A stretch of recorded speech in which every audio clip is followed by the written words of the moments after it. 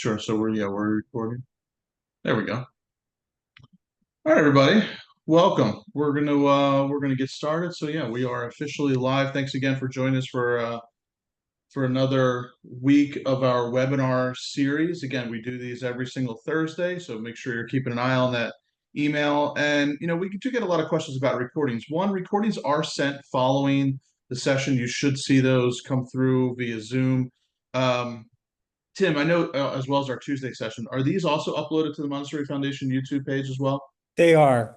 They're Okay, they're a perfect. separate playlist from the Finding the Perfect Match series. Perfect, perfect. Yeah, so you go to the Montessori Foundation YouTube page. You can find these recordings as well. Just a few housekeeping items. One is, yes, we talked about recordings. Two, um, we really appreciate you taking the time. When you exit the webinar here, you get the that little pop-up. It's like a 20-second post-webinar survey. Let us know what you like, what you want to hear more about.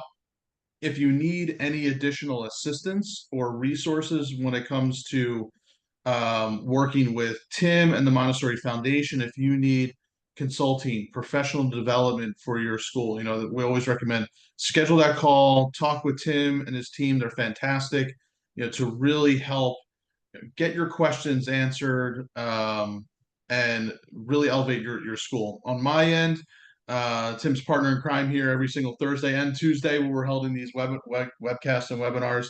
I own the software company called Ames, which stands for Admissions Inquiry and Marketing Software. We also recently partnered with Montessori Compass to bring you the Montessori Growth Suite, where we do everything from you have software that can do all of your advertising, your marketing, your admissions, your enrollment contract, your tuition and billing, your classroom management. So you finally have it all in one solution now and not have to duct tape things together. And I know many of you on here recognize a lot of names. You've either are using our software, you've done demos with me or somebody else on the team. So thanks for hopping on here. And certainly if you ever want to have a conversation with Tim or a demo of the software, that's what, let us know in that post-webinar software or post-webinar survey, and we'll get back in touch with you and take it from there. But with that being said, Tim, I'll turn it over to you for today's topic, which is extremely timely, obviously, as we're into August already.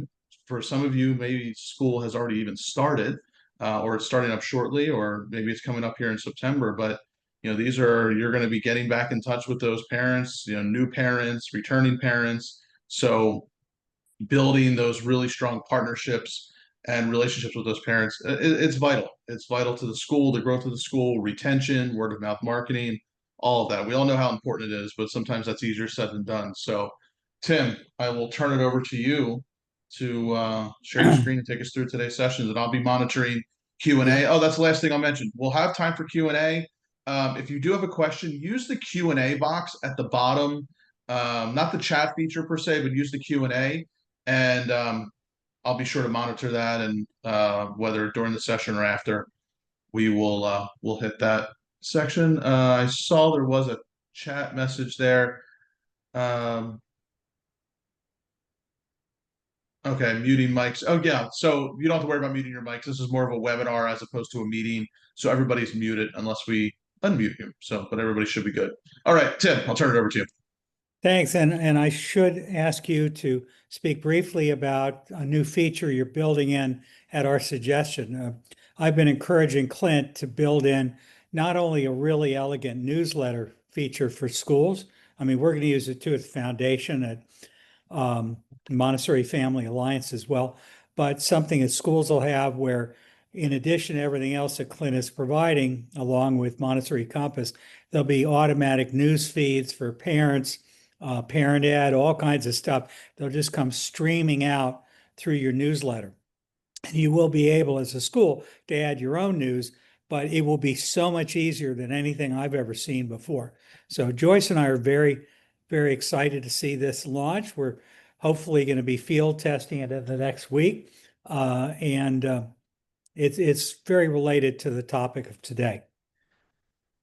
Clint, while I'm getting ready to share, is there anything you want to say about what I just raised? Well, we for those that were on our webinar a couple weeks ago, we talked about how to use newsletters and how they can be great for both prospective families and current families. And in our software, we do have those templates, and it makes it easy to do your newsletter sending. But we also know it can be time consuming to create the content. So that's also what Tim was talking about is, can we have a way that's pulling in content like from the content that Montessori Foundation creates automatically into your newsletter, so you have thought leadership content, content that's educational for your families, and just providing them with really helpful information that really nobody else will be doing. So that's one of the things that we're working on here, to not only give you the templates and the resources, but the content itself as well. So yeah, I'm excited to be rolling that out here in conjunction with the foundation, hopefully within the next week or so. Great.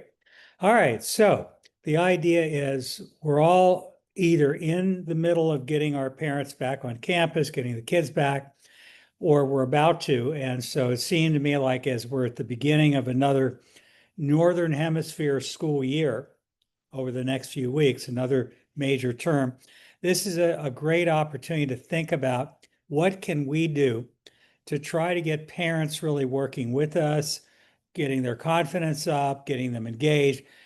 Many parents in our schools are engaged. Many of us are doing really great work. But I think it's always worth having a session where the foundation shares its thoughts. You all can share your own thoughts about what you did that or are doing that works well.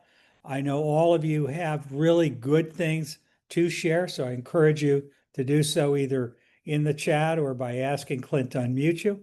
And so let's see what we got here. And this is a topic that Clint and I were literally going to spend 3 full days, 7, 8 hours on. And we will when we do our Leadership Institute. So parent trust matters. I mean, I have seen all too many teachers who kind of half-heartedly joke that they wish kids came without parents, but kids do come with parents. They come with parents, they come with grandparents, they may come with 2 sets of parents or 3 sets of parents, depending on how many marriages got involved. There could be grandparents, there could be older siblings. We have got a range of relationships that are involved with our school. And the reality is kids do come with parents, and our influence is not just on the children, it's on the parents, and they're influencing us. If we work with them correctly, life gets a lot smoother, and the kid is a lot happier if he's got parents who really feel bonded to the school, trust the school, or don't have one foot out the door as soon as it gets started. Now, ideally, we don't wait a week or 2 or 3 into the school year to start building relationships. Relationships ideally start during the process where families are looking at your school. Whether you're public, charter, or private, there are opportunities months and months and months before the child's first day for families to get to know you, for them to begin to trust you, for them to begin to feel like you actually know what you're talking about. So again, building those relationships quickly is important. You and I both know that what's happening at this time of the year is your teachers want to get the classrooms back in order, and they want to get the children normalized. They really don't want to hear from parents. They may be forced to do a before school meeting with each family or with the new families, which is a good idea, by the way. They may have a back to school night, and typically that's the one event in the school year where every parent shows up, except when you're providing either free drinks and free food or where the kids are on stage. Quite often after that, you'll only get the same 5 families showing up for an evening event. And so again, we don't get a gold star. They don't get a gold star when they show up, but we do know that life works better when they feel like Montessori is not a black hole. Now, by the way, this webcast series is not simply for Montessori schools. So I need to make that clear. I am the head of the Montessori Foundation. Many of you are old friends. You are Montessori educators. But if you happen to be from a faith-based school or an independent prep school or a public school that isn't Montessori, you are welcome, because we all have more in common than divides us. So this is not just Montessori. And what we know with every school, public, private, US, Canada, Australia, Austria, France, when families feel confident, children thrive. So again, the whole goal is to build a sense of trust and a sense of communication, sense of confidence. And as head of school, you can't do that alone. You have to do that with many, many partners, starting with your teachers, your assistants, the office staff. Everyone is a team. So what I want to do today is cover what can you do before school begins? What can you do in the first days and in the first month? I want to talk about patterns of strong communication. I want to talk about individualized outreach strategies. And I want to talk about practical communication tools that you can use and strategies. What we absolutely know is that life works better when you're not having to figure this out every year, when it's a plan.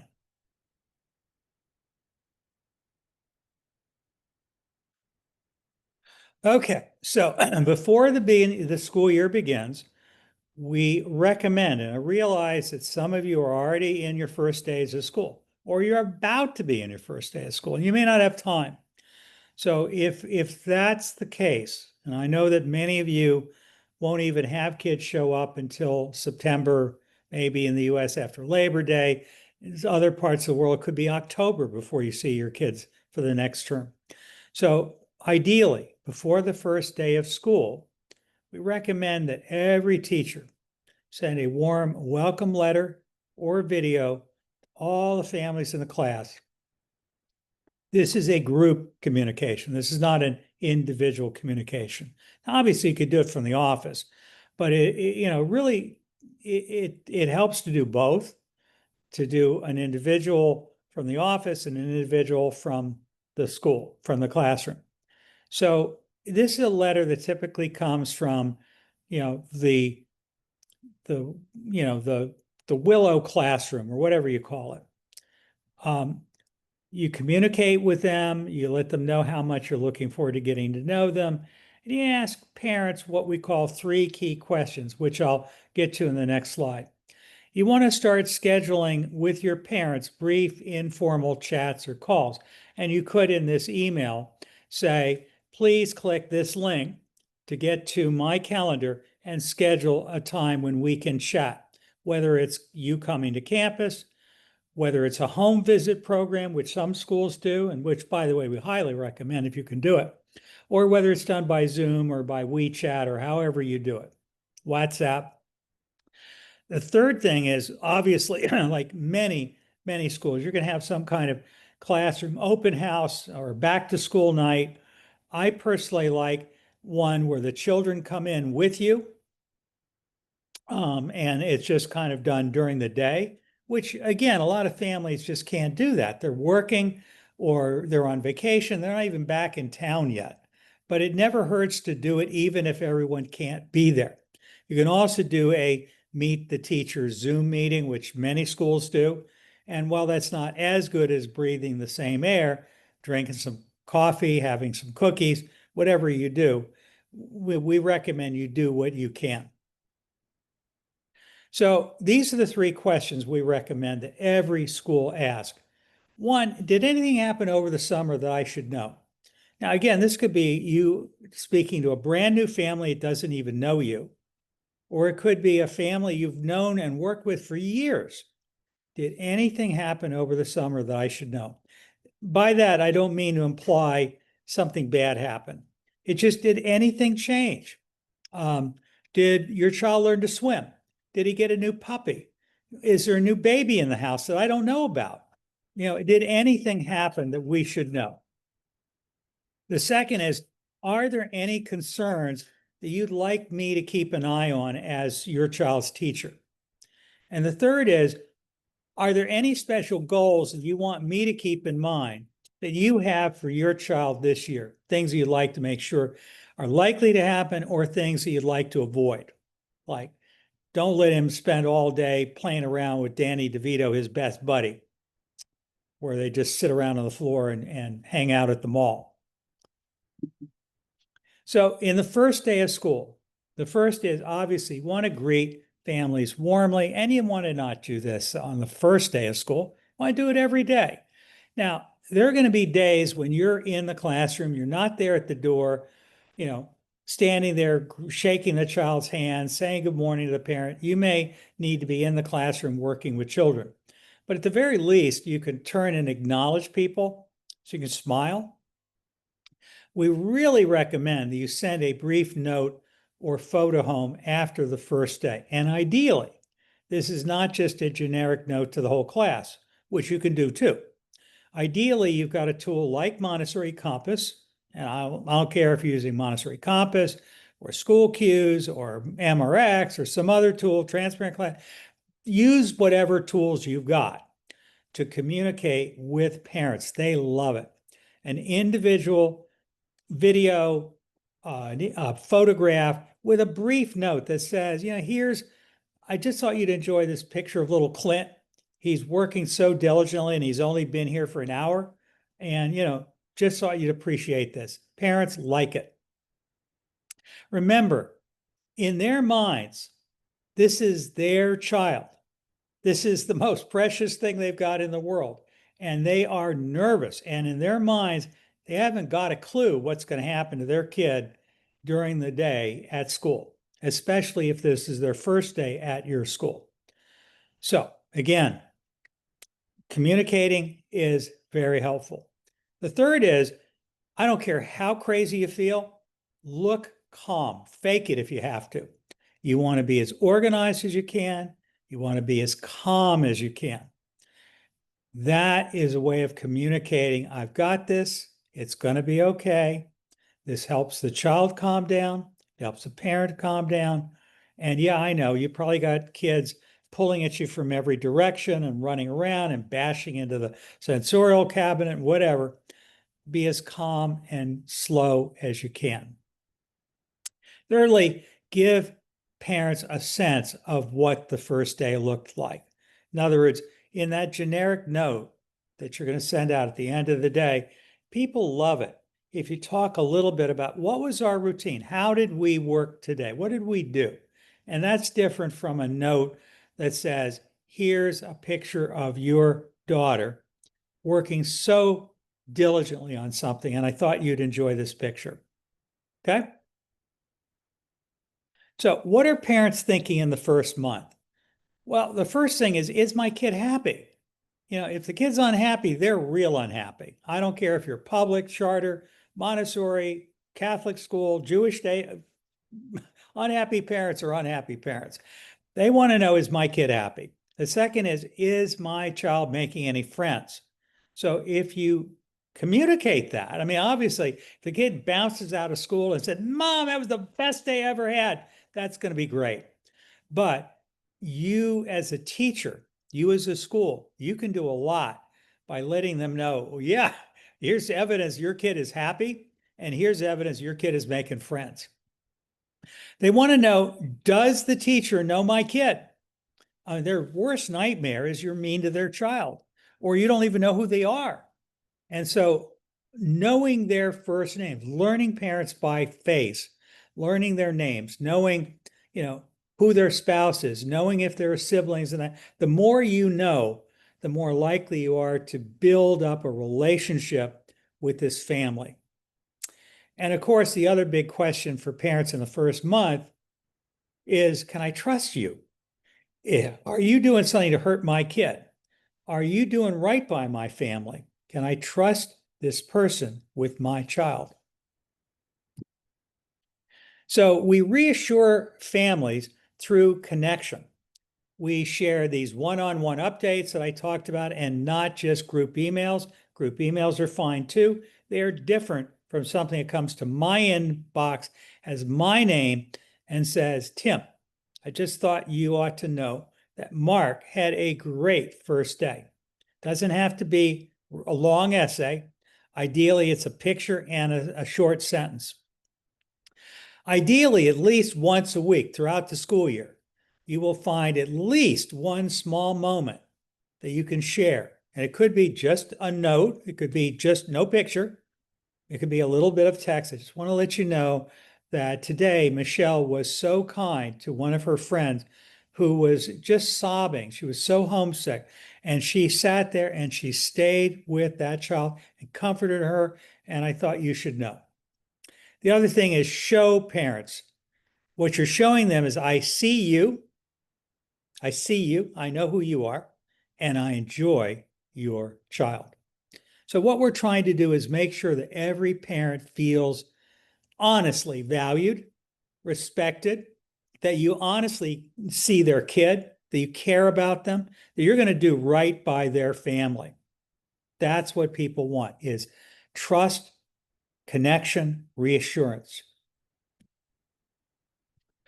So we're going to send out weekly class emails. That's pretty standard. Most schools do something like that.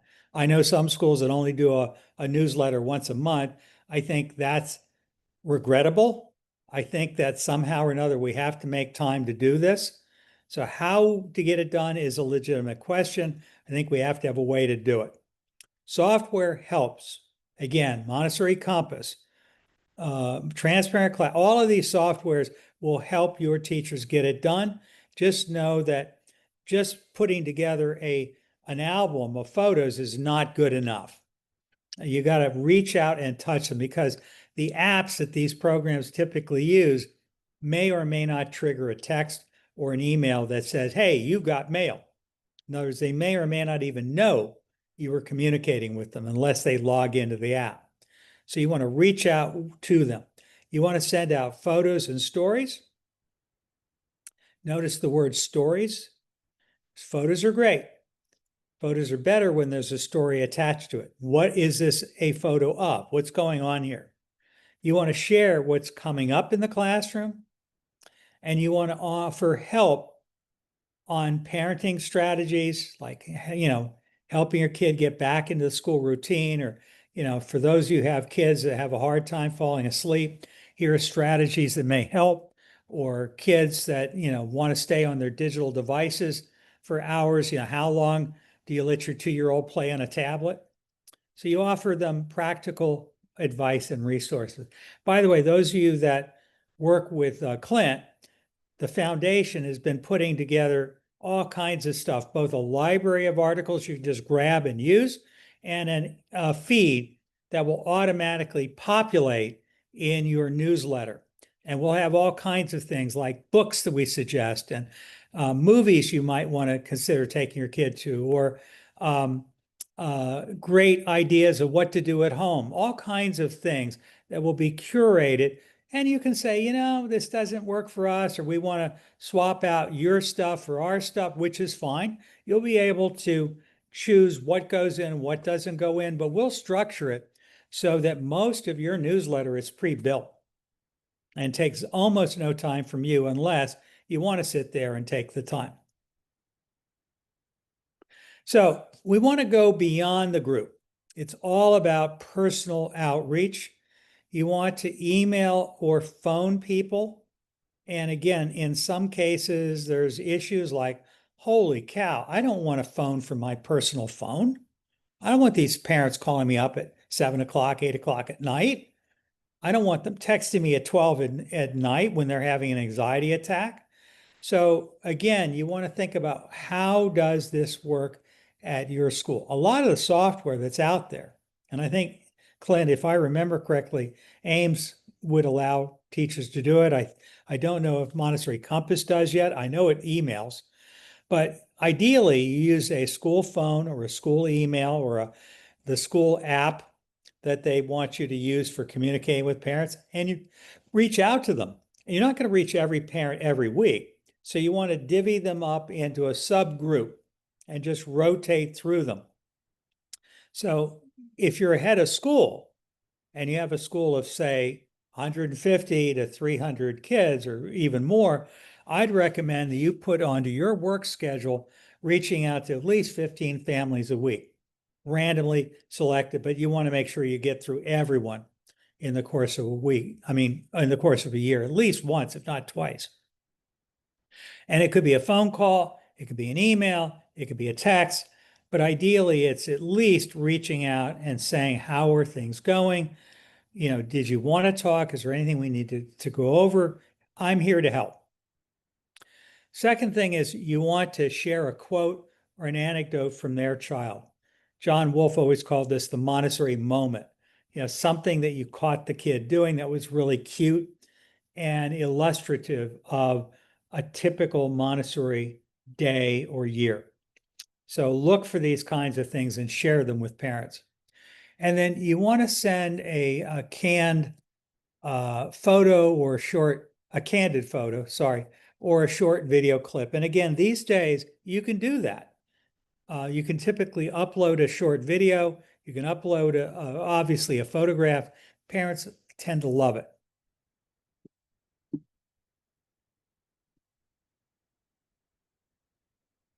So I'm trying to clear my screen. Okay. You want to have sticky notes or slips that are sent home. These are good nose notes, like Sally stayed dry all day today. Want to let you know she is such a big girl. She's using the potty. Or, Timmy is reading. I can't believe it.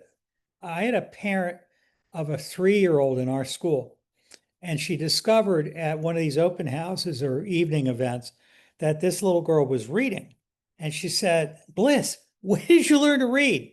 And the kid says to her mom, and I have this on camera, on video, she said, it's a secret. So again, it's, because she read it 3 isn't better than if she read it 4. The bottom line is when parents love it, parents hear this kind of news, they love it. And that's what we want to do, share good news. We could do it as postcards or brief messages. Some schools have, just a brief note from, Whitby School, whatever. You want to keep whatever you're communicating as good news light, genuine, and be specific. Again, what we're trying to do is communicate early and often. And we're talking about your teachers who normally would tend not to do anything until Christmas. So we want them to do it every week. You have to share the joy, photos and videos. Obviously, you've got to be really careful. You got to be sure, don't send out pictures of the whole class. If you've got a family that has said, do not send out pictures of my child, be thoughtful. Don't get yourself sued. By the way, another way to get sued these days is to go online and just Google for an image like a great Valentine's picture. That Valentine may be copyrighted, and you may get slapped with a $10,000 fine because you used something that you thought was publicly free to use, but you had no right to use it. So again, be thoughtful, whether it's a child's image or a teacher's image. Be careful. Who do you send it? You can definitely send it to that child's family, but don't share it with the world unless you have permission in writing. Use a secure app for media sharing, not your email, not your personal email, not Facebook. Be careful what you're doing with social media. Doesn't mean you can't do it. Just be careful. Be sure your teachers know what they're doing so they don't do something that will get you in trouble. You want to show joy and concentration or engagement, by which I mean not just your joy. You want to show the kids experiencing joy, or show them concentrating, or show them deeply engaged. You want to let parents peek into their child's world because, again, from a parent's point of view, they drop their kid off and it is an absolute black box. They haven't got a clue what's going on because they ask their kid at the end of the day, what happened today? And what they normally get is nothing, or I played. And so they don't get any satisfaction. You can help them with that. So we want to have a weekly parent communication plan. So one is contact 5 families personally every week. Now, your number might be lower. It might be 3, it might be 5. The reason for 5 is if you have a class of 20 to 30, that suggests that every 5 to 6 weeks, maybe 4 weeks, you're going to go through the entire cycle. And so over the course of a year, everyone's going to get contacted at least twice, if not 3 times. You want to share. You want to share at least one great moment or one great photo per child per month. That's the minimum. Minimum. And that's not a class portfolio of random photographs that you just posted somewheres. Then you want to rotate. You want to rotate so that you're not communicating with the same 5 families. You want to be sure to get to every single parent, including the ones who never answer you back because they're so very busy. You want to keep notes in a planner or a tracker. In other words, you want to note every single conversation you have with a parent, whether it's face-to-face, whether it's a conference, whether it's online. This stuff needs to be kept in an organized place in case you need to refer to it. You do not want it randomly lost. So the impact of being intentional about communicating with parents is that, first off, it builds trust and partnership. It tends to prevent or minimize the chance of a misunderstanding. The more parents trust you, the more they have a sense of who you are and what you're up to, the more likely you are to assume you don't have any ill intention. You're trying to do the right thing. It tends to create loyalty, and it tends to create community, and it tends to support retention at your school and satisfaction with your school among parents. So I'd like to invite you to reflect. What strategies have worked for you? What will you try this year? And what small shift could you start this week? And this is for those of you who are heads of schools. This may be something that you'll ask your faculty to consider, but this is a really good thing to consider. What strategies have worked for you so far? What's worked? What didn't work? Where did you feel overwhelmed? Like, what do you mean you're asking me to communicate every week? Come on, where am I finding the time? What are you going to try this year? And what small shift can you start this week? And one of the reasons for doing this is life is easier. I don't care if you're a Jewish day school, a traditional neighborhood public school, a basis academy, parochial school, prep school, Montessori school, monastery school. I don't care. Life is easier for teachers when, one, their parents are happy. They trust. They're not in your face all the time because they think you don't understand their kid. You're not being fair to their kid. Life is easier. The more people deliberately invest the time to do this kind of stuff right from the start, the more likely it is that their year will be happy, harmonious, and productive. And that's our goal. So our final thoughts are simple. As a teacher, communicate and connect early with your parents. Do not wait a day, a week, a month to start sitting down with your parents. That's a big, big, big mistake. Second, communicate personally, not just to the whole group at a time. Thirdly, celebrate everything that's good that happens. And fourthly, be consistent.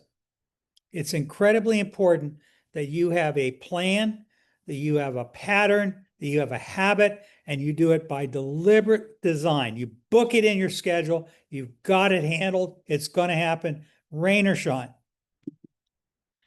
And I thank you. So let's give our families the gift of feeling truly seen and truly supported. And my questions to you are, what questions you have, what reflections you have. Was this talk useful to you at all? Let's talk. I'm going to stop sharing, and I'm going to invite you to go into the chat and talk to us. Or excuse me, is it Q&A? You said, Clint?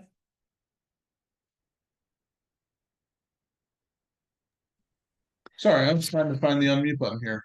Yeah. So a couple questions for you, Tim. I'll read them off for you. Yeah, I'm looking when, at it. I see okay, Timothy got them. Beaches. Yeah, Yeah, I go see ahead. Timothy Beach has said, there was a school in Taiwan when we were there that was really popular, but the parents had to go through parent education before they got accepted. Um, I personally think that's a brilliant idea. I love it.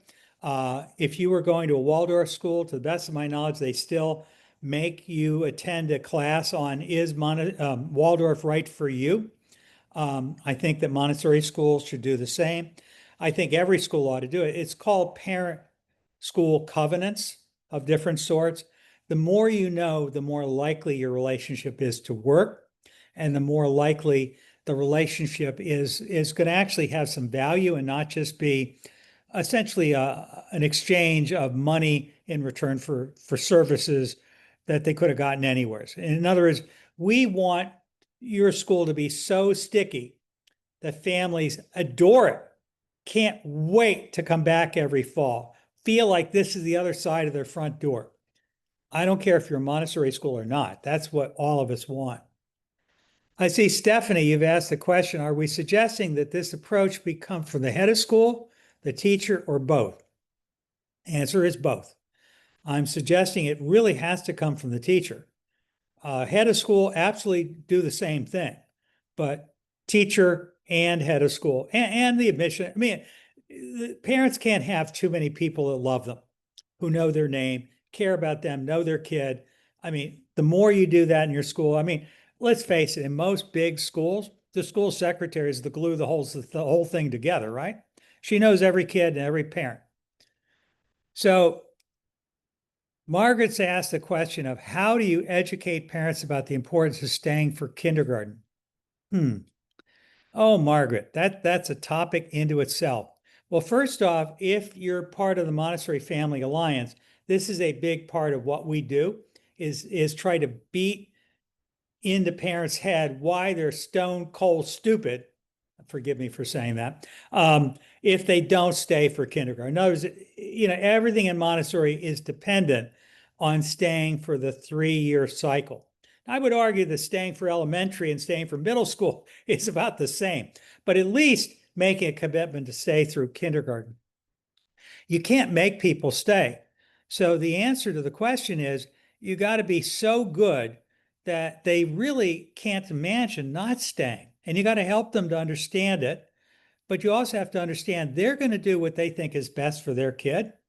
They're going to make decisions based on, you know, am I in a magnet school that's, half an hour away from my home? Is it taking me an hour out of my way every morning and every afternoon to get there? They're going to make decisions based on a lot of different factors, whether it's Montessori or public or whatever. So again, the way we build relationships is directly connected to both new enrollment, because most parents come to every school because they heard about it from their best friend. So an enthusiastic parent is always going to be your best spokespeople, which, by the way, does not mean you can afford to not deliberately market and spend money on marketing. That's a big mistake. But in addition to that, you have to be worth loving. So, Margaret, there's so much to it. On the foundation, we have all kinds of videos, we have all kinds of webinars. I go around the country talking about it. I've written all kinds of books about this. I'm certainly not alone. Almost every Montessori educator faces the same challenge. And most of us work really hard to help each other's schools hold on to as many of those kids as they possibly can. And if you want, this could be a whole talk in its own right. And it's not unique to us. You may be running a non-Montessori school and you're facing something like that. I see that Olabanke has asked, thanks to this engagement, I was in discussion this morning who said that his children's school sends an average of 200 engagement males.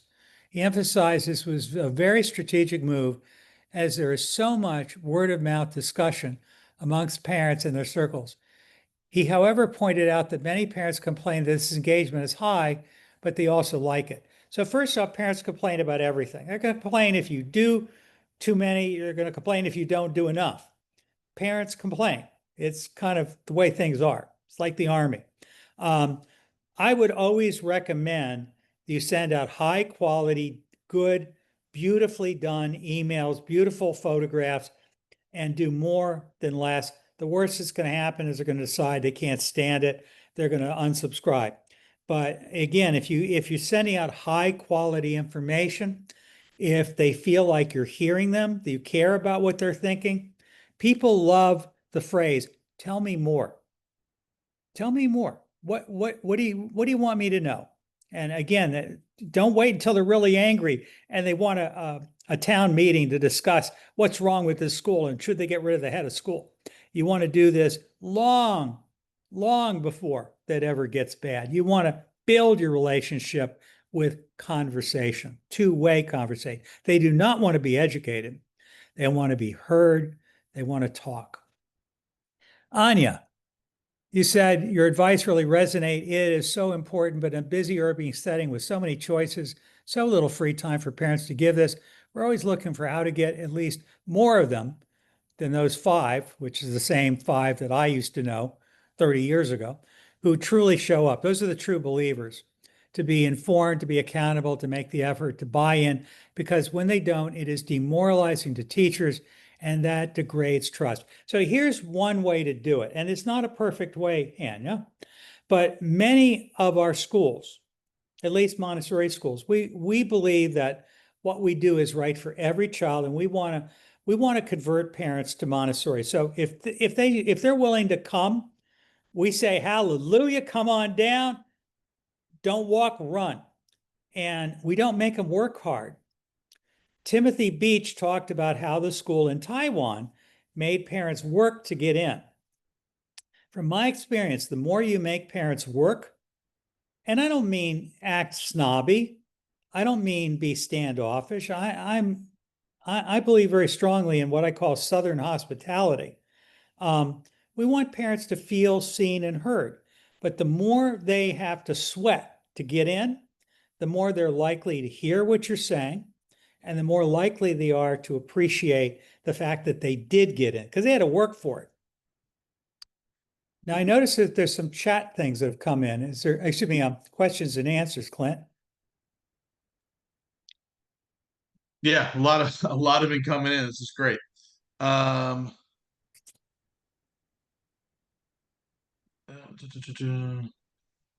so the last one, kind of working backwards here. In a busy urban setting with so many choices, so little free time for parents to give this, we're always looking for how to get at least more of them um, than those maybe 5 year olds to truly show up, be informed, accountable, make the effort, buy in, because when they don't, it's demoralizing to teachers and then degrades trust. So more of a comment, but I'm not sure if you have any thoughts on the comment. Actually, I was responding to Anya when I was speaking before. Oh, sorry, I missed that one. Okay. Well, it's okay. I mean, the bottom line is whether you're in a city or whether you're in a suburb or in the country, most people today feel the way Anya's describing. And what I'm suggesting is she really hit the nail on the head. When parents treat us this way, it's not only frustrating, it's demoralizing. And you need parents who will make your teachers happy. And you also want parents who you're going to make happy. And so, one thing you can do, and this is everything you and I, Clint, do on Tuesdays on our Finding the Perfect Match webinar series, which is on recruiting and retaining the right families. I know for some of you, this must sound unrealistic because you're happy if you just get enough families to pay the bills and you feel like there's a shortage of families. And I was just reading something today from EdSurge about the declining birth rate in the United States and what this means to the future of public and private education.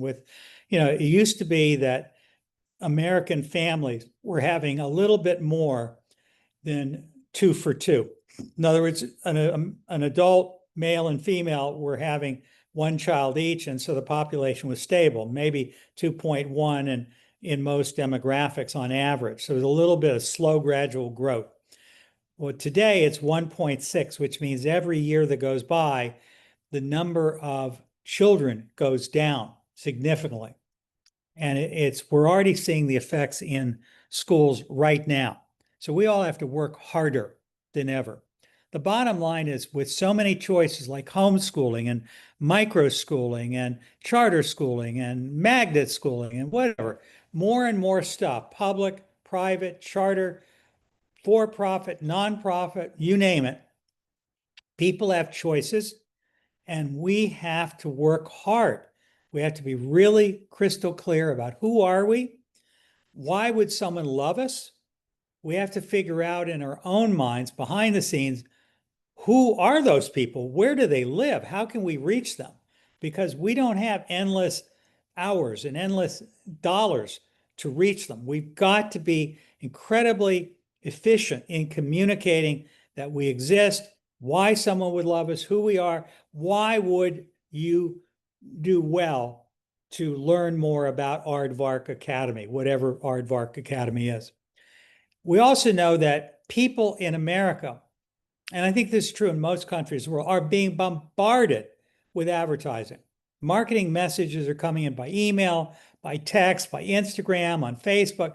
I mean, junk mail is everywhere. TV, radio, you name it. It used to be, and Clint, you bring this up almost every week. It used to be that we were taught in marketing that people have to hear your message 8 times before they even know you were talking.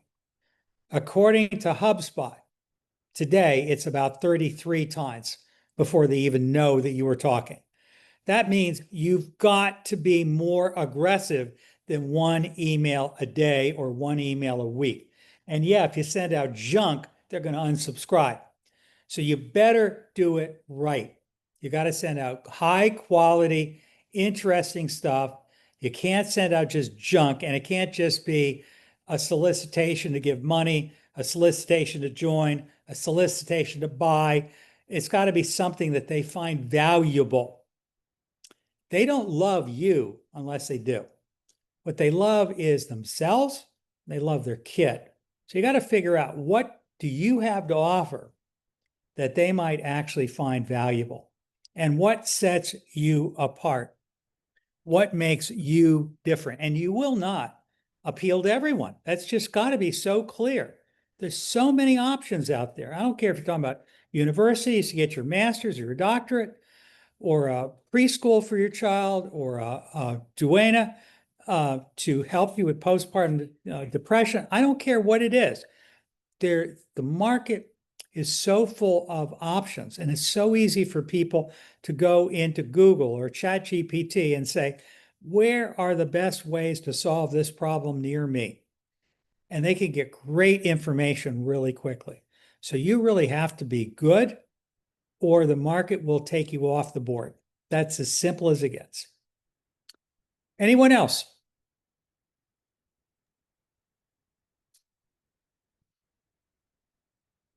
Any reflections or gratitudes, appreciation, that kind of stuff?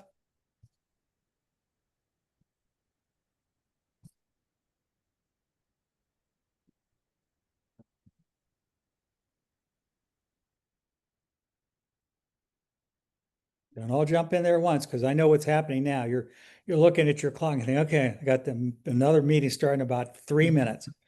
That's what all of us do. No, it was great. I think we covered all the questions. Yeah, a lot of thank yous coming in, so that's great. I mean, these were some great ideas. There were some great ideas in the chat as well. There And I sure think are. at the end of the day, right, it's all about you know, over rather be over communicating, under communicating, especially in today's day and age. Well, again, what Clint does, from my experience, is make people's life easier in schools, and does it better than almost anyone I've ever seen. And especially for those of you who are Montessori, I am so happy I introduced Montessori Compass.